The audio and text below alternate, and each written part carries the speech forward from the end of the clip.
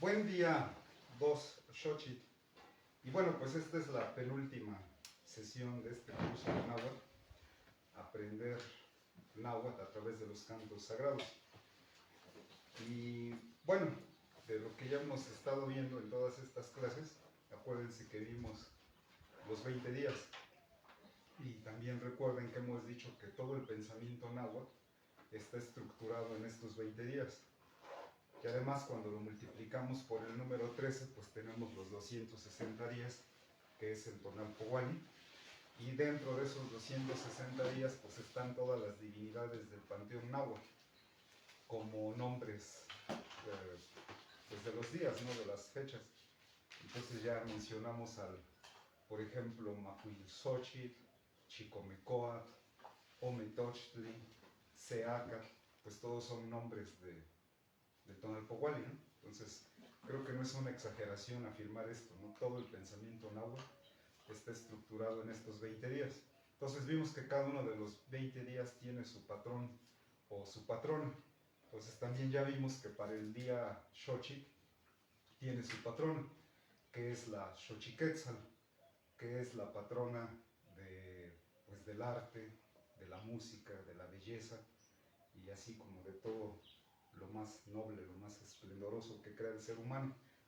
Bueno, entonces para esta sesión se me ocurrió empezar con este canto. Se llama Xochiquetzal Icuic, que en la manera de hablar náhuatl, pues ya saben, Xochiquetzal es el nombre, ya, bueno, no la tengo ahorita aquí a la mano, pero es la patrona esta del arte. Se llama Xochiquetzal, y cuando decimos Icuic, aquí tengo, entonces el título de este canto es Xochiquetzal Icuic. Entonces ya vimos que Cuicat es canto, pero la raíz de la palabra Cuicat es quick. Nada más tomamos esa parte cuando ya la componemos. Y el adjetivo posesivo de tercera persona, Icuic, quiere decir su canto. Entonces es bonito porque dice Xochiquetzal Icuic, su canto de la Xochiquetzal. Este es de los 20 himnos sacros de Sahagún. Entonces se acuerdan que ya vimos uno, ¿no? No me acuerdo qué número es, pero es este que habla de la Atamalcualistli, que se celebraba cada 8 años, ¿no? Con motivo de la conjunción del planeta Venus con el Sol. Bueno, este es otro, es de la Xochiquetzal, y es cortito porque, bueno, también ya vimos que están incompletos los 20 himnos sacros. Pero bueno, no vamos a ver hoy así del significado ni nada, sino que solamente lo vamos a entonar para conocerlo. Y bueno, nada más tomamos en cuenta que se refiere a la Xochiquetzal. De hecho, quien ha hecho así estudios sobre esto, yo he leído los dos de Edward Seller y de Ángel María Garibay. Y por aquí hay palabras que hasta ellos mismos dicen que no dan con qué significan, porque pues, se entiende que es náhuatl muy antiguo, ¿no? De hace más de 500 años. Entonces, para no entrar en ese rollo de qué significa y todo, nada más vamos a quedar con que pues, es el canto a la Xochiquetzal, ¿sale? Bueno, una vez aclarado eso, pues empezamos directamente con este canto. Primero lo voy a decir yo solo, para que vean dónde, es que no le puse los golpes dónde cae, pero ahorita ustedes lo van viendo y ya lo escucho yo y ya también lo voy poniendo, ¿no? Entonces, bueno, este nos quedó así. Este ya tiene tiempo que lo cantamos, ya tiene de hecho más de un año. Es el primero que tomamos de los 20 himnos sacros. Como les digo, ¿no? A lo mejor después de que termine este curso estaría re bueno hacer uno sobre los 20 himnos sacros y cantar los 20 himnos sacros. Sería fenomenal, ¿no? Y así ir entrándole a otros cantares. Pero bueno, ya tenemos este y lo cantamos más o menos así. Lento. Atlayahuican, ni Xochiquetzali, Tlacya,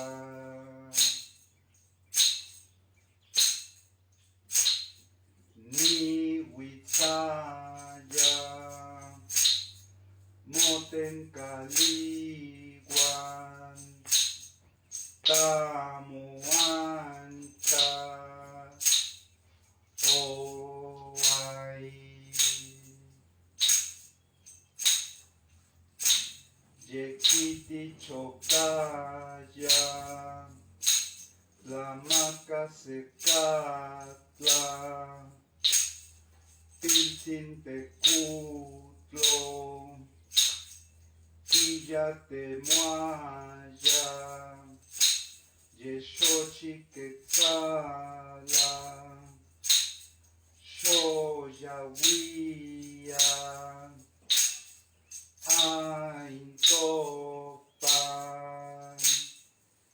iasoai. ¿Qué les parece? Complicado, ¿no? Pues así salió, o sea, como ven que le hacemos que lo arreglamos así con sílabas y todo, y pues es el tonito que salió así solito, ¿no? Bueno, no sé, entonces lo intentamos, lo van acompañando, sale, pues ya lo tienen ahí, empezamos.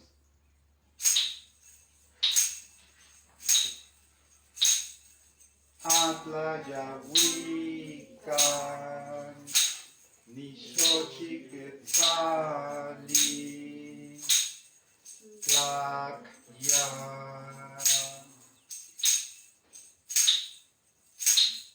Nihuitzaya, Motencalihuan, Tamuancha, Oay.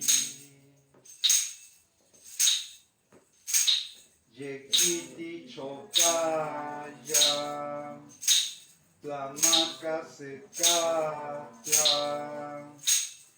piltzin tecutlo, quillate muaya, yeshochi quetzala, shoyahuia,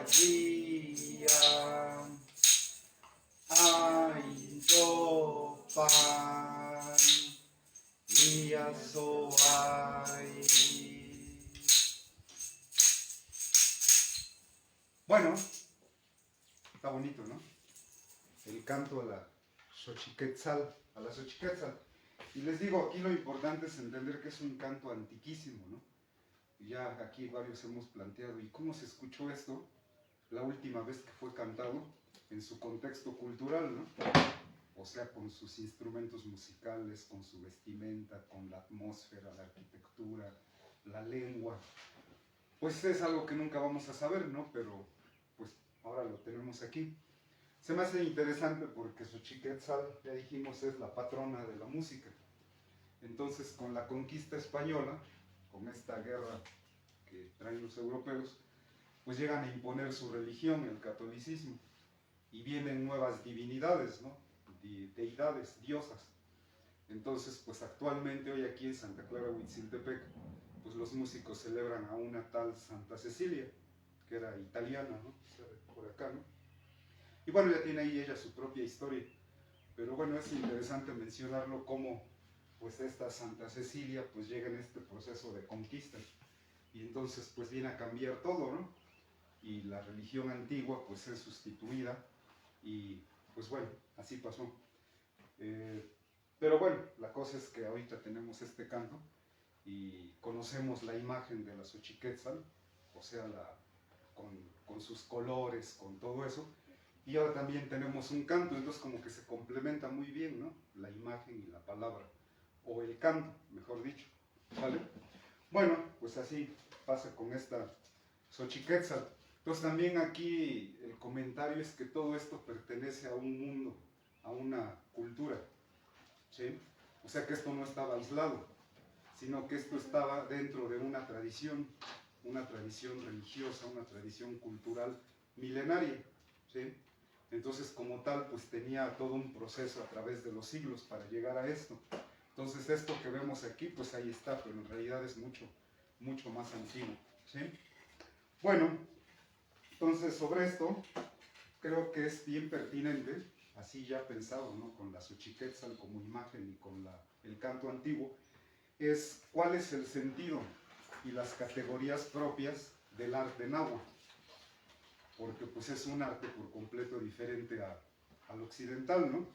Entonces pienso que para intentar responder esta pregunta, es necesario no aplicar a priori los cánones occidentales, sino ir descubriendo sus moldes e implicaciones propias, y para eso pues tenemos herramientas que pueden ser la lingüística, la filología, la arqueología, la antropología, la historia, la estética, ¿no? Así como tal.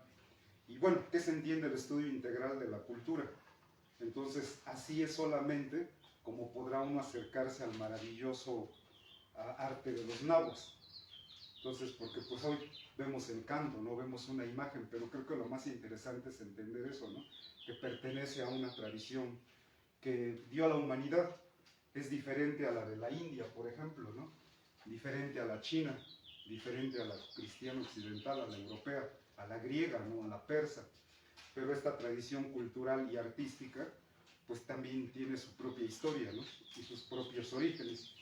Bueno, pero entonces para esto que estamos tocando hoy, que es el arte como tal, creo que está bueno escuchar la palabra del maestro Miguel León Portilla, que en su obra, La filosofía náhuatl estudiada en sus fuentes, nos habla de qué es un artista para el mundo náhuatl, ¿vale? Bueno, entonces escuchen, le dice: podrá verse entonces al artista náhuatl heredero de la gran tradición tolteca,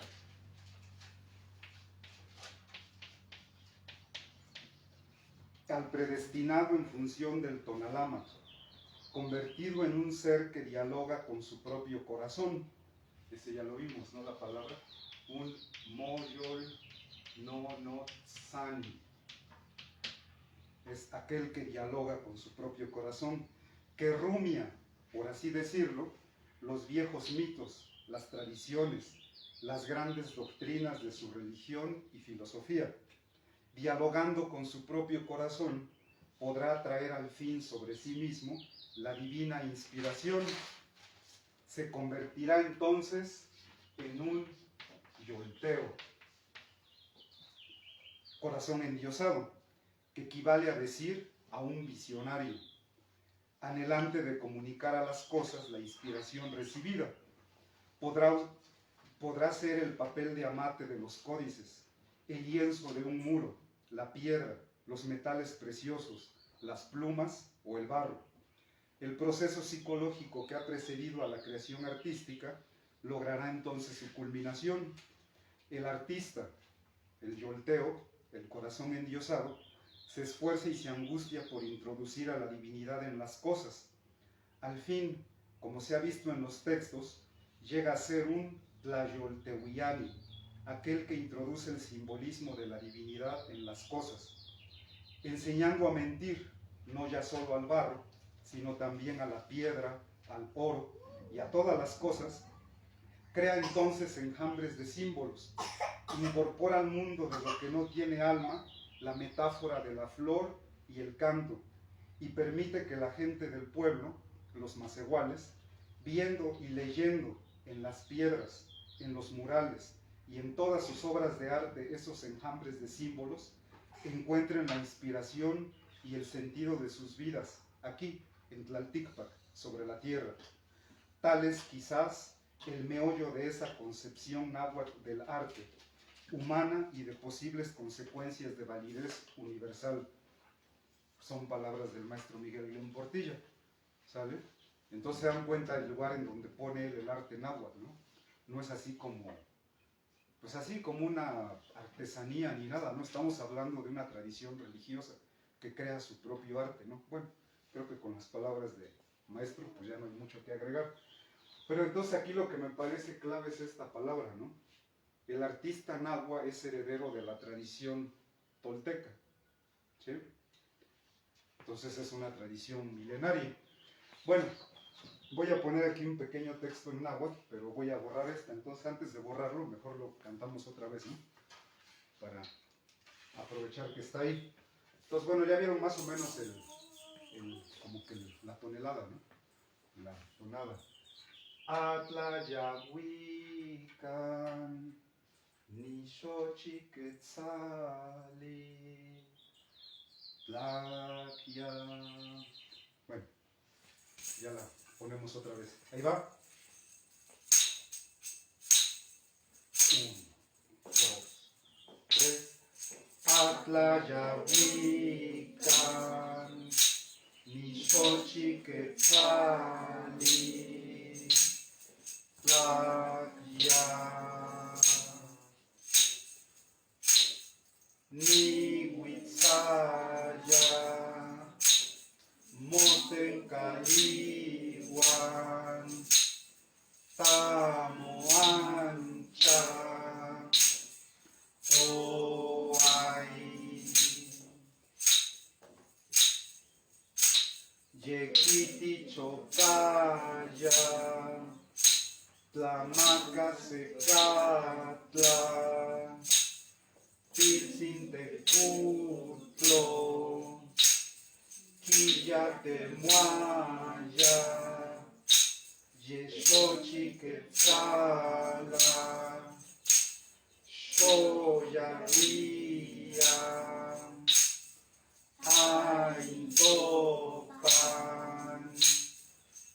Iasoay. Entonces, pues, repito, es un pedacito, ¿no? Cómo fue ese canto así en extenso, quién sabe, ¿no? Pero solo conservamos esa partecita. Bueno, entonces ya estuvo, voy a borrar esto.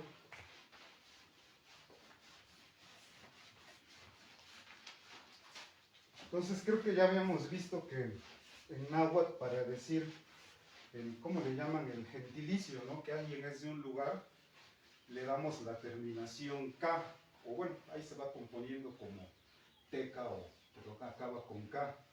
Entonces, por ejemplo, si alguien es de la Ciudad de México, le decimos mexica, ¿no? Entonces, bueno, así se va componiendo, ¿no? Bueno, lo digo porque aquí dice el maestro León Portilla que el artista náhuatl es el heredero de la tradición tolteca. Bueno, pero acá les va un texto. Si lo quieren ir copiando.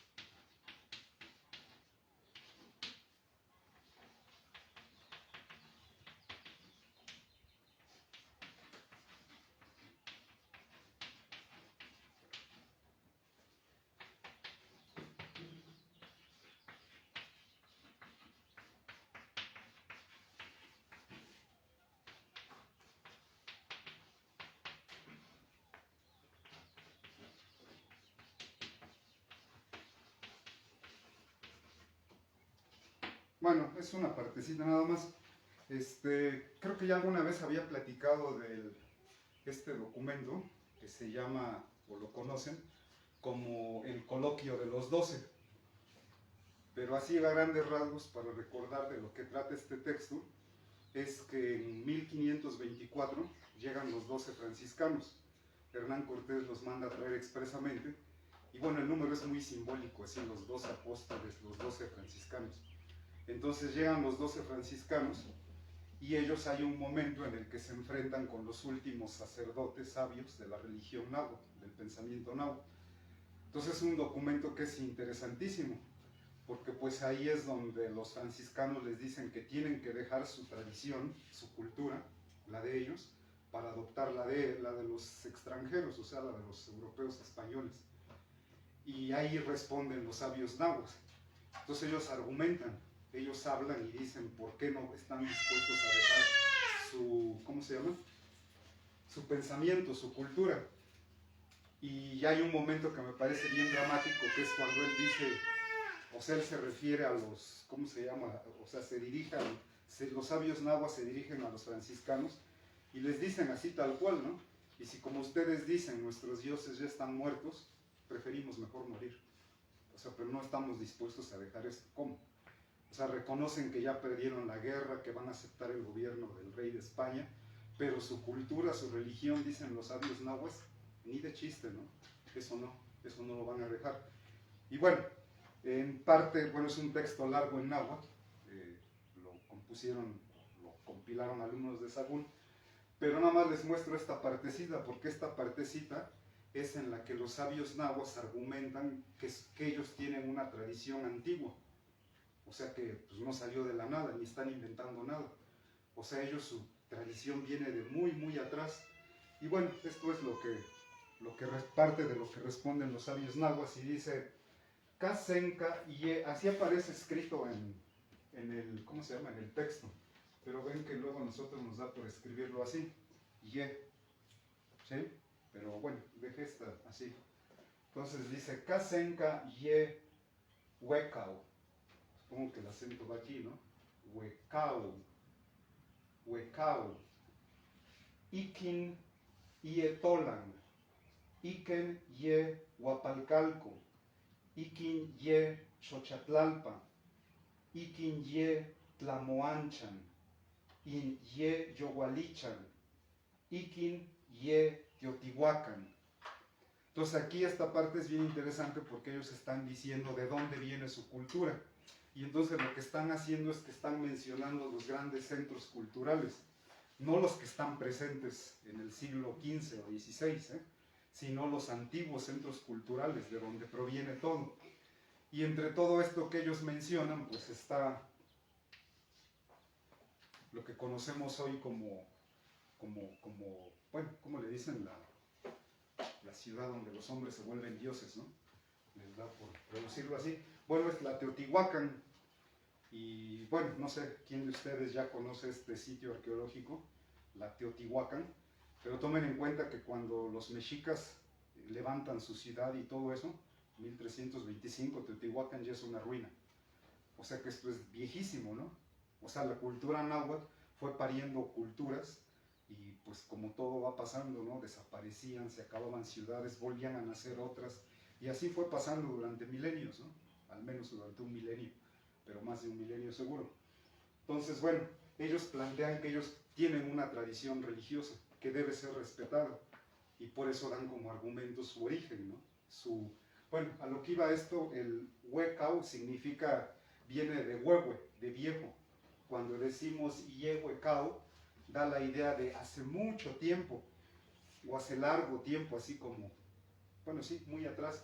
Pero aquí cuando dice senka, que ya lo vimos que significa completamente, y ka, que significa así como que en verdad, lo que está así diciendo es así decir con todo énfasis, es en verdad por completo, así muy, muy viejo, ¿no?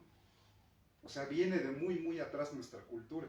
Es lo que está diciendo, ¿no? Kasenka ye huecao, o huecao, no estoy bien seguro cómo se pronuncia, acuérdense que es náhuatl antiguo. Bueno, y luego les digo, va mencionando estos centros culturales nahuas. Cuando dice ikin, esa palabra es un adverbio, y lo que significa es cuando, el ikin. Esto, bueno, en la traducción que se da, Miguel León Portilla lo pone como fue allá en Tolan, fue allá, así es como lo ponen ya en palabras en castellano. ¿Sí? Bueno, pero aquí lo que más quería destacar es ¿no? Teotihuacán. Entonces se dan cuenta que cuando hablamos de la tradición náhuatl, no es exagerado decir que tiene pues más de 2000 años de antigüedad. Si pensamos en los orígenes mismos de Teotihuacán, cuando apenas era una aldea y cómo fue creciendo y hizo un centro urbano poderosísimo, y cómo se relaciona con nosotros, acuérdense de las ruinas de Santo Nombre, ¿no? Que son contemporáneas, ¿no? Como del año 500 después de Cristo, o hace 1500 años, ¿no? Entonces Teotihuacán pues tiene una influencia grandísima, cultural, religiosamente, y bueno, de ahí viene la tradición náhuatl. Entonces por eso... Luego por ahí, no sé si tú tienes ese dato, Job, de cuando la Tolán, me parece que es en una mesa redonda o algo así, ¿no? Que hacen unos antropólogos el siglo pasado, pero ahí deciden que la Tolán, náhuatl, la antigua Tolán, es la tula de Xicotitlán, la que está en Hidalgo. Pero luego hay otros que, bueno, hoy en día están en desacuerdo. Miguel León Portilla, Lorenzo Yorné, dicen, ¿cómo?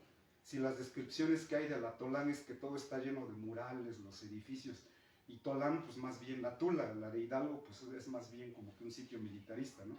Entonces como que hay ahí un error, ¿no? Entonces cuando decimos la antigua Tolán, se refiere a la Teotihuacán. Además que a todos los centros urbanos así grandes, en el mundo náhuatl se les llama Tolán. Entonces esta fue la gran Tolán, la antigua, ¿no? La primigenia. Y después va viendo otros reinos náhuatl como la Tula de Xicotitlán, ¿no? Pero bueno, me parece, no tengo bien el dato, pero así pasó, ¿no? Fue en una reunión ahí de gente que dijeron, ah, la Tolán es esa. Pero pues no hay quien piensa que la Tolán, la mera, mera Tolán, la madre del mundo náhuatl, pues es Teotihuacán, ¿vale? Bueno, entonces, por ahí va esto. ¿Y de qué pensaban la propia gente que informó a Sagún? ¿Qué dicen ellos de la antigua Tolán? Pues tenemos sus propias palabras, ¿no? Pero bueno, para no extendernos, mejor las leo en castellano. Pero está en náhuatl, ¿no? Eso lo podríamos escribir aquí, pero mejor nada más lo leo. Entonces, este texto es de los informantes de Sagún y habla de la Tolán antigua, del origen de la cultura náhuatl. Dice, de verdad allí estuvieron juntos, estuvieron viviendo. Muchas huellas de lo que hicieron y que allí dejaron todavía están allí, se ven. Y también se ve el monte de los toltecas. Y allí están las pirámides toltecas, las construcciones de tierra y piedra, los muros estucados. Allí se ven también restos de la cerámica de los toltecas. Se sacan de la tierra tazas y ollas de los toltecas. Y muchas veces se sacan de la tierra collares de los toltecas, pulseras maravillosas, jades, turquesas, esmeraldas. Los toltecas eran gente experimentada. Todas sus obras eran buenas, todas rectas, todas bien hechas, todas admirables. Y bueno, nosotros acá en el pueblo, pues ya ven que allá arriba están los teteles, que bueno, hace tiempo los visitábamos muy seguido.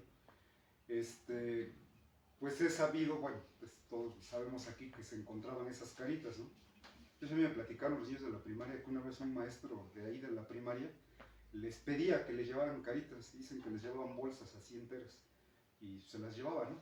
Pero aún así siguen encontrando, ¿no? En ese lugar así, vasijas pintadas, ¿no? De anaranjado, de rojo, que encontrar ahí. Entonces es como un centro ceremonial que hubo, pues antiguamente, aquí entre nosotros, ¿no?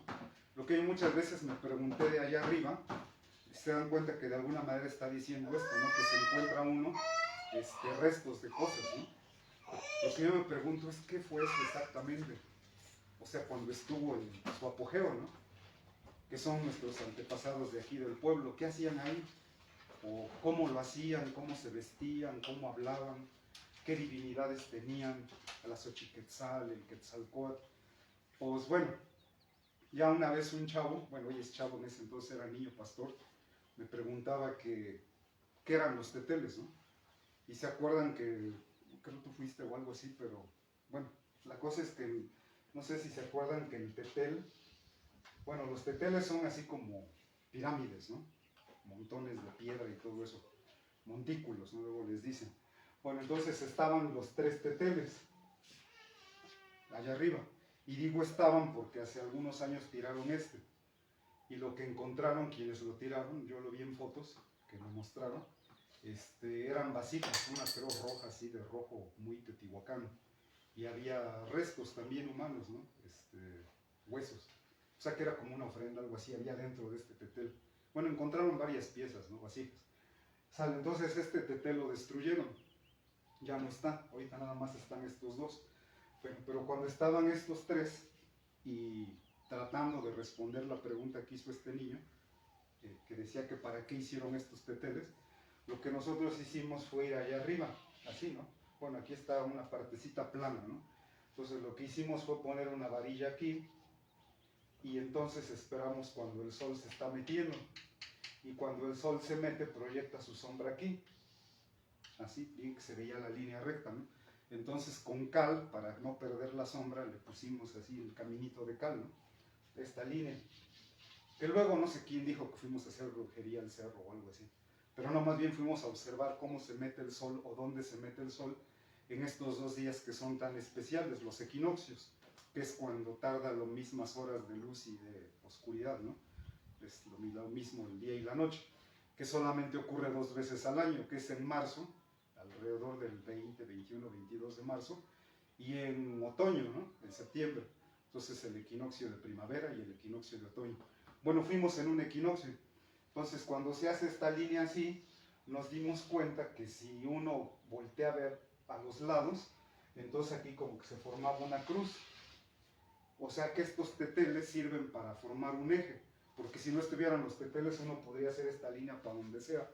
Pero al estar los teteles ahí, estos dos chiquitos, entonces allá arriba quedaba así. Y entonces en el día del equinoccio todo esto se escuadraba. O sea que aquí quedaban 90 grados, ¿no? Y acá 90 grados, y acá 90 grados, y acá 90 grados. Entonces lo que yo le respondí a este niño era que probablemente este tetel servía para medir como un calendario, ¿no? Servía para medir el paso del año alrededor del tiempo, porque pues ya ven que el sol se mete ahí, 3 meses aquí, 3 meses aquí, 3 meses solsticio, 3 meses otra vez equinoccio. Bueno, pero entonces esto, ahí está, ¿no? Son como nuestras ruinas arqueológicas aquí. Y no sé si alguien de ustedes lo ha visto o lo recuerda, pero del lado para donde se mete el sol, aquí enfrente hay como una plaza, bien que se ve así planito y todo. Y alrededor pues es donde han encontrado caritas, restos, todo eso, ¿no? Bueno, todo esto es importante porque les digo, aquí está Santo Nombre, este importante descubrimiento arqueológico que hicieron, parece como por 2005 por ahí. Pero la mismísima Teotihuacán, quien la conoce, pues se acuerda que está la Avenida de los Muertos, la Pirámide del Sol, la de la Luna, y pues aquí se mete el sol, ¿no? Entonces pasa esto mismo, ¿no? No es de extrañarse para nada, pues porque todo es parte de una misma tradición cultural. Entonces, ¿cómo construían los antiguos centros ceremoniales? Los mismos mexicas, no sé, Chalco, Cholula, ¿no? Todo tenía que ver con la posición de ciertos astros, ¿no? Mayormente del Sol, pero pues también había edificios a la Luna, al planeta Venus, todo eso, ¿no? Pero bueno, quien conoce Teotihuacán, pues sabe que eso es algo impresionante, ¿no? Esta avenida de los muertos de más de 2 kilómetros, que digamos empieza como por acá, está el templo a Quetzalcóatl, el de las serpientes emplumadas, y de aquí se viene toda esa avenida y pasa uno aquí enfrente, ¿no? Y termina aquí con la pirámide de la Luna. Entonces piensen eso, ¿no? Que los informantes de Sagún la están mencionando, ¿no? El origen de nuestra cultura está en estos centros antiguos, centros de cultura náhuatl. Y el último que mencionan, podríamos pensar el más antiguo, es Teotihuacán. O sea, es como si están diciendo, venimos de Teotihuacán, nuestra cultura. Entonces, no sé, hoy en día con todo esto de la educación eurocentrista, nos meten en la cabeza en las escuelas de la SEP, que pues todo el origen de la cultura está en Europa, ¿no? Estudiamos el arte renacentista, la Edad Media, o la cultura clásica, ¿no? Griega, romana. Y los europeos lo sienten así, un europeo siente que su matriz cultural está en Grecia, y está orgulloso de eso, ¿no? Es su orgullo, Grecia, la antigua Roma, ¿no? Es parte de su historia de un europeo. Lo triste es que a nosotros nos metan esa idea como si nosotros fuéramos ellos, ¿no? Pero pues piensen que de aquí hay más de 10.000 kilómetros de distancia.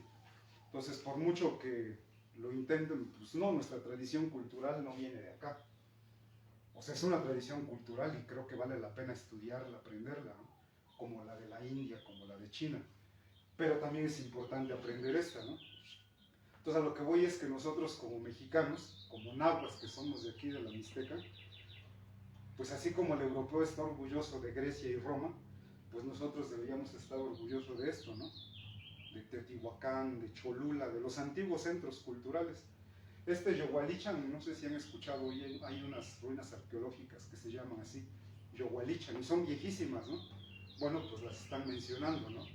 Todos estos son centros de cultura náhuatl, pero el más importante, considero, es pues, Teotihuacán, ¿no? Así como el más grande, el más esplendoroso.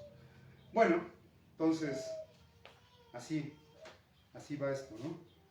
Y bueno, esa es la partecita esta de, acuérdense esto, del documento es el coloquio de los 12, ¿sale? Esta es parte de ese texto. Y bueno, ahorita pongo otro pedacito de otro texto para complementar esto. Y con eso pues ya estaría la primera parte de esta clase. Y en la segunda pues ya le entramos al Caplucayo, ¿no? Porque ya nos estamos acercando al final del curso. Entonces dice, anótense este textito. También es corto, está bonito.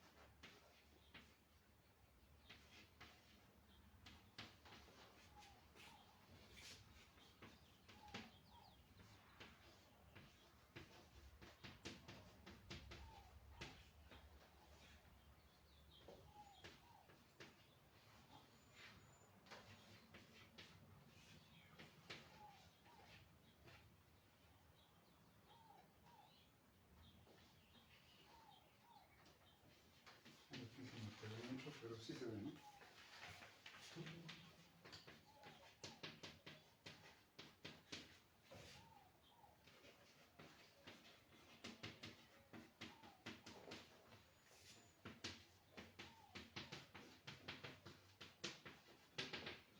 Bueno, este extracto es de Los informantes de Sagún. Entonces no es un canto, es así un texto. Los informantes de Sagún pues están diciendo cómo era su cultura. Porque pues acuérdense que Sagún lo que quiere es conocer el pensamiento náhuatl, entonces se entrevista, ¿no? O interroga a varios viejos de varios pueblos de allá de la región, ¿no? De México, Tepepulco, Tlatelolco y bueno, de otros lugares. Entonces estos viejos, estos sabios o informantes, cuentan de lo que estaba diciendo hace rato, ¿no? Del origen de la cultura náhuatl. Bueno, no sé quién lo quiere leer. ¿Quién se lo echa?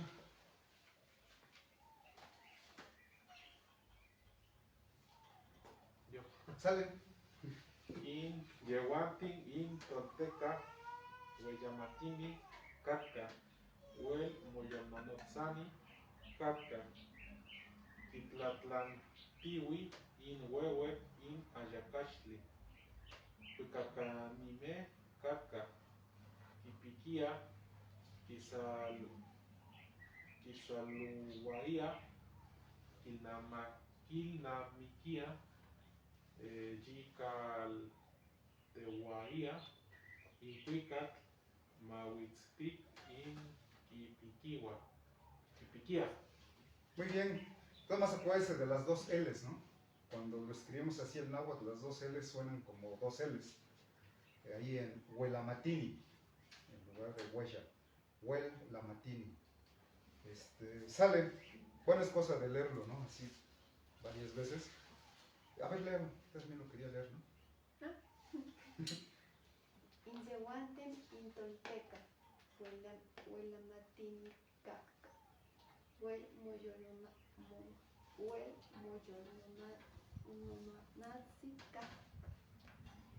kitlahuantiwi, in huehue, in ayacashtle,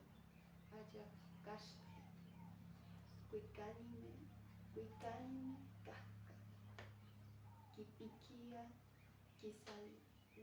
Guaía, Kinamiquía, Quillatehuiaya, Incuicat, Mahuistic, Inquipiquía. Y también acuérdense de acentuar una sílaba antes de la última, ¿sí? Solo hay bueno, hay por ahí una excepción, como cuando dice Cuishamonica Nika, ese Nika se acentúa al final, y el caso que vimos del ablativo, ¿no? Cuando se dice Siguapilé, se acentúa en la última, ¿no? Solamente en ese caso. Pero bueno, en todos tratamos o más bien acentuamos en una antes de la última, la penúltima sílaba. Bueno, de ahí ya creo que entendemos mucho. ¿Alguien se acuerda de lo que significa Yehuantin? De los pronombres personales. De hecho, en el Pulcapeucayo decimos Yehuantin, machi, sonmatican pacueponi. Entonces, Yehuantin es un pronombre personal, pero ¿cuál? Y es bueno, plural. Ustedes.